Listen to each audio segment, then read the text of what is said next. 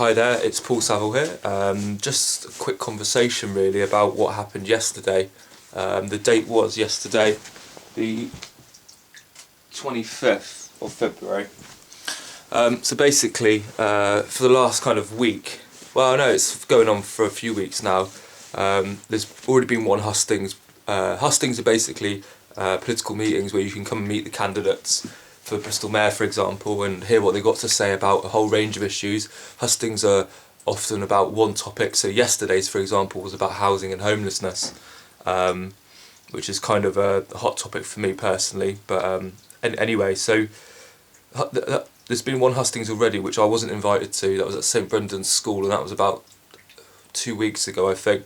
I mean, just to kind of firstly say, no one at all is an official candidate until those nomination papers have been handed in and the nominations have been cleared and they're closed. Not even George Ferguson, Marvin Rees, Kay Barnard, Tony Dyer, the Tory, the UKIP. No one, not me, no one, none of the other independents, John Langley, Christine Townsend.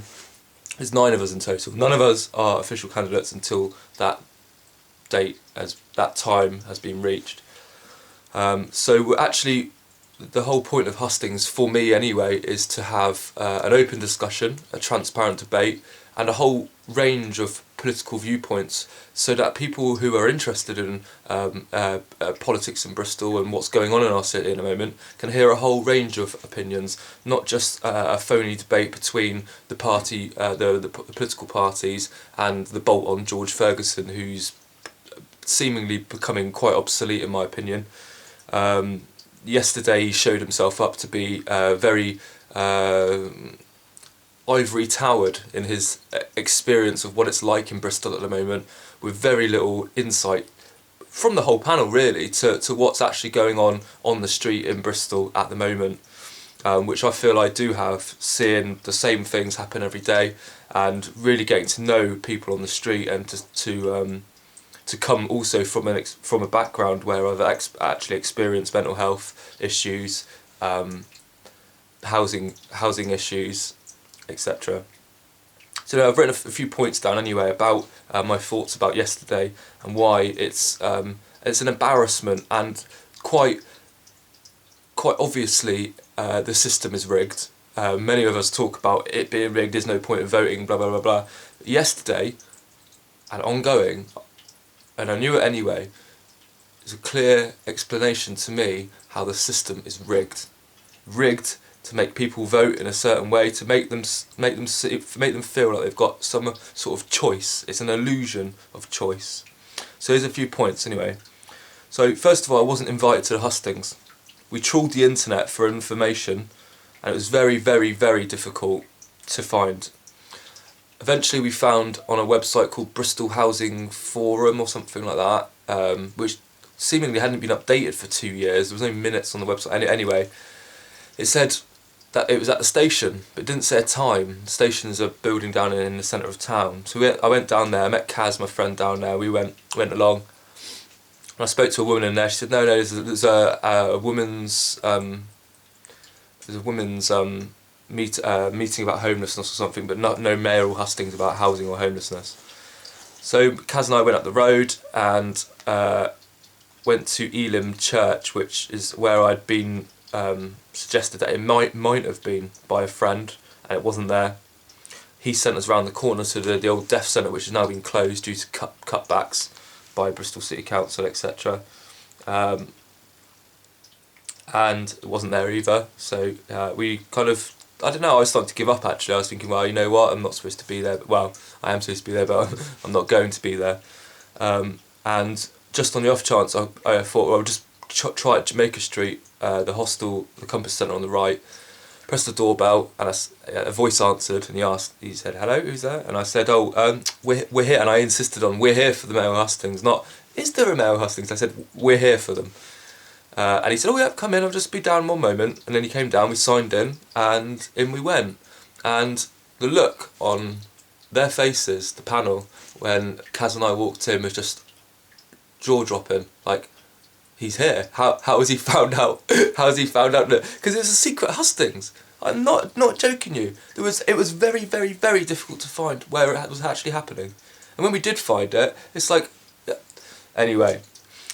So, in the meeting, I raised an issue because the chair, who's worked from ITV, I don't know how they worked this out, but he's from ITV. I've forgotten his name. Halfway through, because I'm supposed to be sat there with the other candidates, and halfway through the meeting, which I'm going to put the whole video, I shot it as well, so I'm going to put that up on YouTube later on the tricycle.tv channel, and yeah, he said, oh well, you're a candidate as well, so we want to give you a chance. I said, no. If you want me to ask a question or put a point of view across, I'm going to put a point of view or a question across as an ex-homeless person, as a Bristolian, not as a mayoral candidate, because I haven't been invited in the capacity of a mayoral candidate. Why should I have to sit here and not be with the panel? So yeah. Anyway, I asked a question about whether the candidates had been homeless themselves, and for some strange reason that we didn't actually get through the whole panel for some reason. It was supposed to be a yes or no question, and it was... Anyway, no one really answered straight. Tony Dyer said yes, he had been homeless, which was a really interesting story, and he told his experience about being in London. KB from Lib Dems, she said... it was a very wishy-washy answer. She hadn't been well, it wasn't clear whether she had or hadn't been homeless. I think it's quite a clear definition. Marvin didn't say that he had been homeless, but said he came from the struggle or something. And then UKIP bloke nodded. He didn't actually speak about his experience at all. I presume the Tory hadn't. Charles Lucas, he didn't say anything. And George Ferguson didn't answer either. I presume he hasn't been homeless either. But the other point I raised was about the housing crisis, or supposed housing crisis in Bristol. Right now, in this country, there's 600,000 estimated empty homes, whilst 200,000 people sleep in the streets in this country right now, or with no fixed abode, etc. No home, anyway. Right now in Bristol, there's thousands of empty buildings. The Bristol Post reported, I think it was last week. So we could solve the housing crisis in England, in the UK, 3 times over, according to official statistics. And in Bristol, whilst there's thousands of homes completely empty, both commercial and residential, we could solve this housing crisis tomorrow. So I put it to the panel: we can do something about the housing crisis, but it's going to take radical action, and it's going to take someone with some political bravery. I don't know how to call it, but speak the truth and just and say what you mean, and make a radical decision that could change and transform thousands of people's lives, not just thousands, the whole of Bristol. A healthy city is good for all, not just for those who are getting the help, because it will lower crime, it will make people more pleasant in the street, the mental health issues that are going on. This affects everyone. We're all connected. We need to solve these issues with radical action now. So I raised that issue. Anyway, later on, after the hustings, I was leaving with Kaz, and there was 2 homeless guys. One of them, I've forgotten his name, but I do recognise him from down at the tricycle, etc. and stuff like that. I think James or something. Anyway, he said to me, "What are you doing here?" Because it was at the Jamaica Street housing shelter. And I said, "Oh, I've been at the mayor's here. I've been at the mayoral hustings." He said, "Why weren't I invited?" I said, "Well, did you want to go?" He said, yeah, I wanted to go. I wanted to tell George Ferguson all about my experience." So they live in the shelter, but I said, "Well, why weren't you invited?" Now he told me that his support workers said that they weren't allowed to go. Now when I think back to it, there were a few homeless people and people living in hostels, etc. in that room, but it was few and far between. It was mainly support workers. Now I'm getting the impression, well, I know this already, but it's scripted. People are hand-picked. There's no open door policy to these things.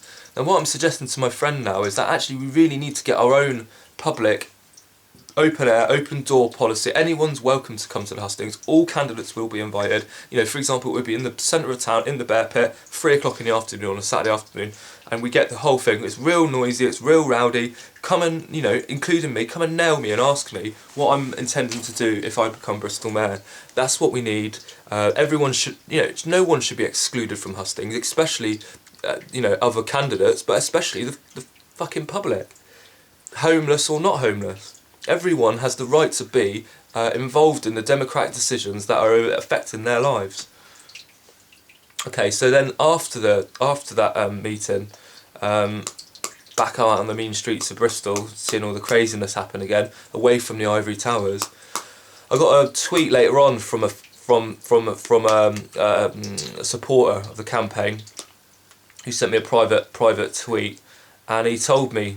And I just want to get the full information about this actually, just one moment. But he basically told me that, did I know about there's a secret business meeting with Business West, with the Institute of Directors, and I think the Merchant Venturers in attendance, or some people from the Merchant Venturers in attendance. Now, the only people that were invited to this, and I didn't hear about this until it was too late, were the Tory, Charles Lucas, the mayoral candidate, Marvin Rees, Labour, and George Ferguson.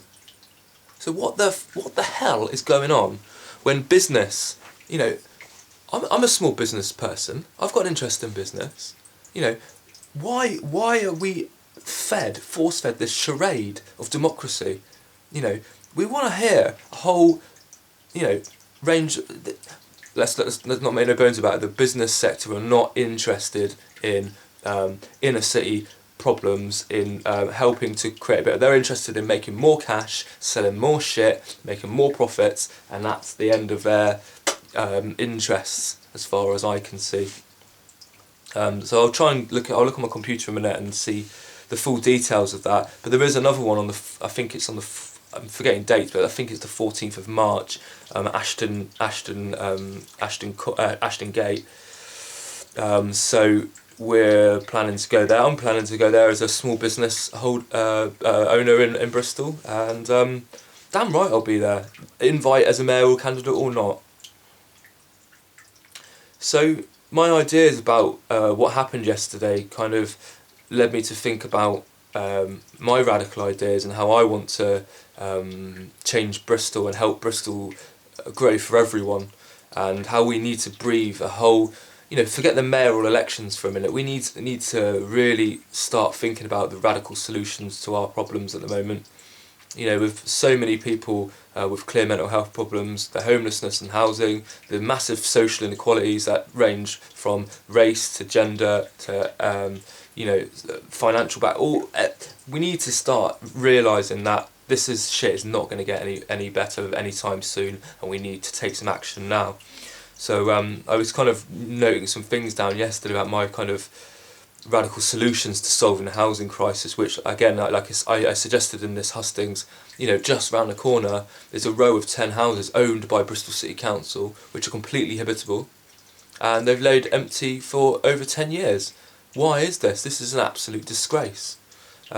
We should be getting empty buildings back into use. If commercial property is not being used and it's empty for more than 5 years, then the council should be looking into compulsory purchase orders, and you know, and turning that into social housing, not affordable housing, because that's a load of bull. What does affordable housing mean?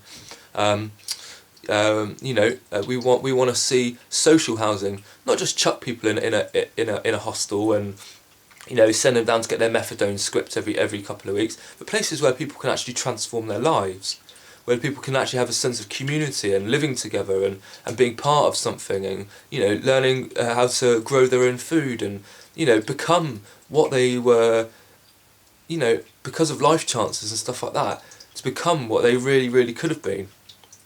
So my radical ideas are radical, but I think, to be honest, they're very simple and straightforward and don't really take that much administration. So, yeah, and just following on from that, so some of the stories we heard from the audience were, yeah, it's awful, mate, like, you know, about the situations that people have found themselves in. Unbelievable. You know, we're living in completely two separate universes, I think, sometimes, you know. some people wouldn't understand and actually believe the stories that were coming out. And I won't mention it because it's obviously, you know, it's kind of, it's private, isn't it, a bit? But yeah, real tales of hardship and unbelievable situations where the council have technically made people homeless because they've, you know, not met their requirements, basically. And it's absolute disgrace the way the system's working for people, or not working for people at the moment. So I'll finish it there because, you know, I tend to waffle on. I've got a lot of things to say, and I do try and condense it down. But you know, I think these things need to be spoken at length sometimes. You know, there's a reason why I think I was shut out of the debate, and will be continued to, because, you know, it's not on their agenda. It's not on the business's agenda. It's not on the establishment's agenda to have radical ideas being spoken about. So I'm basically on this video calling to all of the other candidates, if you believe in democracy and transparency and fairness and equality and all the rest of the stuff that we so often hear as you know, in the run up to election times, then I'm asking you, please do not attend hustings organised by private members clubs or you know, community organisations, whatever, if all of the candidates aren't being invited. There's 9 candidates. That's not loads. That is manageable in a room.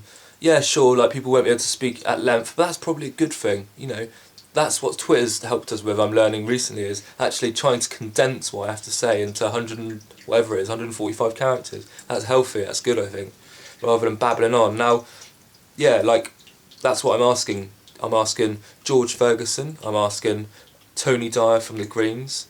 I'm asking Marvin Rees from Labour. I'm asking Kay Barnard from Lib Dems. I'm asking, it's Paul, I've forgotten his name. Paul, I'm really sorry I've forgotten your surname, but Paul from UKIP. Charles Lucas from the Conservative Tory Party. I can't say Conservatives without feeling absolute anguish with those bastards, mate. Sorry, Charles, but, you know. Who else? So John Langley, independent, and Christine Townsend, who's also independent, but she's doing it through Independence for Bristol. There's 9 of us, including, that's 8 and 9 including me. There's no reason why there shouldn't be a transparent and open debate. All candidates should be invited, and especially to these business ones, which I think is fucking, you know, I'm sorry, my cynical side's coming out, but it's real dark stuff, man, when they're having private meetings, you know, with free the business bods, basically. It's just not acceptable. You know, who do these people think they are? It's time for Bristolians to uprise, and I'm hoping that my campaign for fairness, transparency, homes, equality, justice, peace, no more war, radical action now, more cycle paths, I don't know, like, you know, bring back democracy into communities, hand it back to the people, power to the people, all of that stuff. I'm hoping it's inspiring you, and please send me your information and any ideas, and if you have any scandal as well, then please send me that, because that's what we're all about as well. Cheers, much love, bye.